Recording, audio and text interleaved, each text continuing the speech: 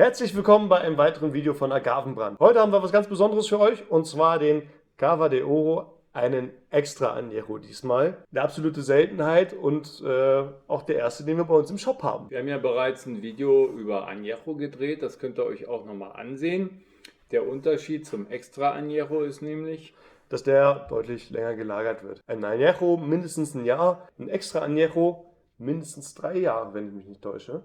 richtig. Und wir haben jetzt diese Kategorie bei uns aufgenommen und hier handelt es sich um einen ganz besonderen extra Añejo, nämlich Dieser wurde in französischen Weinfässern gelagert und zwar nicht nur 3 Jahre, sondern ganze 5 Jahre. und die Destille NOM 1477 steht für Puerta de Hierro, was so viel heißt wie Eisentor. Und das ist eine wunderschöne Location in den Lowlands am Eingang von Amatitan, die man auch besichtigen kann. Ist euch bestimmt schon aufgefallen, neben den Besonderheiten, die wir gerade aufgezählt haben, hat er hier auch einen ganz besonderen Verschluss. Genau, die Flasche, die werden wir jetzt mal öffnen. Ja.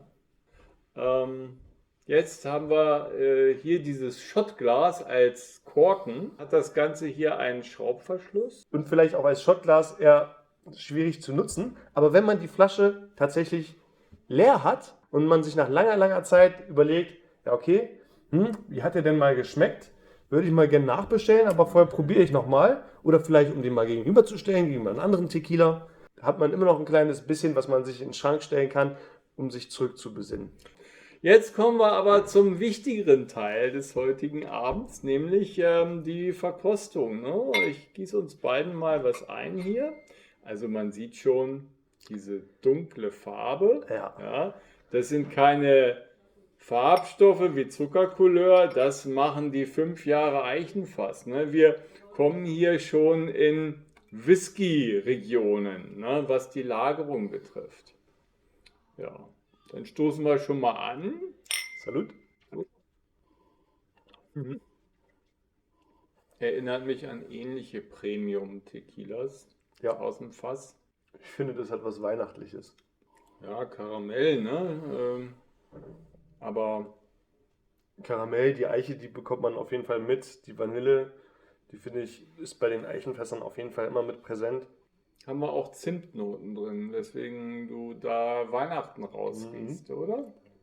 Der erste Nipper, den soll man ja nicht zur Beurteilung nehmen, also ich koste schon mal vor. Ich habe auch schon einen Schluck genommen und ich finde... Alter Falter. Ich finde den... Also beim ersten Mal nippen schreckt man ja eigentlich immer etwas zurück, ne, aufgrund des Alkohols. Das ist eine normale Reaktion, aber hier... Ich finde, ich bleibe bei meinem Kommentar zu weihnachtlich. Ja. Es ist wirklich auch, und wie du sagst, was Zimtiges mit drin. Das ist wie ein Likör, könnte man fast sagen. Der ist Mir echt... lag's sprichwörtlich auf der Zunge. Man vermutet nicht, dass dieses Schlückchen hier 40% hat. Ja, 40%, ne? Das ist was ganz Feines. Also eigentlich müssten wir ihn mal zum Padre Azul nochmal gegenprüfen. Das ist ja auch so ein vollmundiger, gehaltvoller, kaum brennender Tequila. Ne? Der allerdings nur 1 Jahr mindestens gelagert wurde. Ja, der ist schon länger, der Padre Azul Añejo. Ja. Ich meine 18 Monate. 18 Monate, ja gut. Aber trotzdem nicht zu vergleichen, ne? Von 5 Jahre. Und ich sag mal so, ich finde ja diese Padre Azul Flaschen mega cool, ja. Aber es ist ja nicht jedermanns Ding, ne? So Totenköpfe im Wohnzimmer, ne? Das Ergebnis ist überzeugend. Ja, überzeugend und es ist auch wahnsinnig interessant zu sehen, was aus der gebackenen Agave wird. Ja. Also das Aroma einer gebackenen Agave, das hat man ja schon bei einem sehr guten Blanco auf jeden Fall sehr dominant mit drin. Abgeschwächt jetzt, aber als hätte man die Agave wirklich noch reifen lassen. Als wäre die Süße der Agave wieder hervorgekommen durch den Lagerungsprozess. Ja. Und das macht was ganz Neues. Was ja beim Lagern sonst eher in den Hintergrund tritt. Die Rotweinfässer, die bringen dann natürlich noch eigene Akzente mit rein. Man hatte auf jeden Fall eine andere Aromen, die auf jeden Fall auch mitunter dominieren können. Also, ich bin sehr dankbar unseren Freunden, die uns diesen Tequila wärmstens empfohlen haben. Und wir sind nicht enttäuscht, im Gegenteil.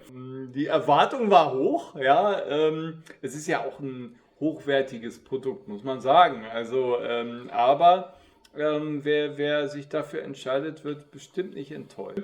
Und ja, dieses wunderschöne Pendant dazu als Mini, quasi runtergezoomt nochmal für unterwegs oder eben als Geschenk. Top. Ja, also in dem Sinne denke ich, probiert's aus, teilt eure Meinung. Vielleicht hat der eine oder andere ja auch schon die Bekanntschaft gemacht. Ne? Schreibt es in die Kommentare, vergesst nicht zu abonnieren und dann würde ich sagen, bis zum nächsten Mal. Hasta luego. Luego.